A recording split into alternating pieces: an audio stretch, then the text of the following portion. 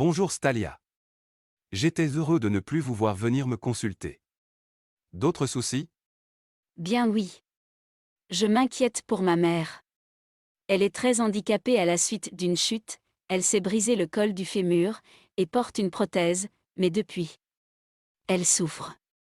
Les docteurs de l'hôpital lui ont prescrit de la kiné. Mais là où nous sommes, il n'y a pas beaucoup de docteurs spécialisés en kiné, enfin. Je suis inquiète. Elle ne peut pas rester seule. Je comprends bien. Quel âge a-t-elle votre maman? Elle vient d'avoir 90 ans en juin dernier. Je sais qu'à cet âge il est normal d'avoir des soucis. Mais on espère que cela soit comme avant. Ah, je vois. Eh ben vous savez.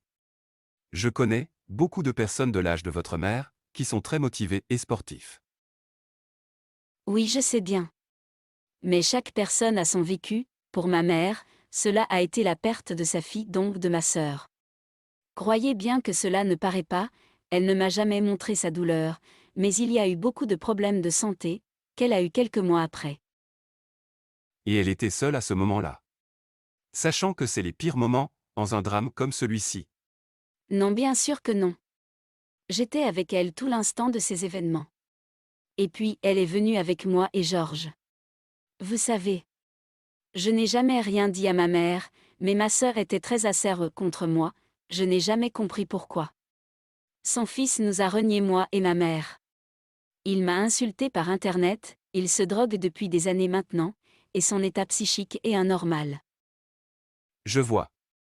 C'est un drame dans un autre drame. Et son père là-dedans. Il est mort d'un cancer des poumons en 1998, et le fils de ma sœur avait 18 ans à ce moment-là. Il a laissé tomber sa mère, il est parti chez des copains, et sa mère, ma sœur, venait pleurer chez moi.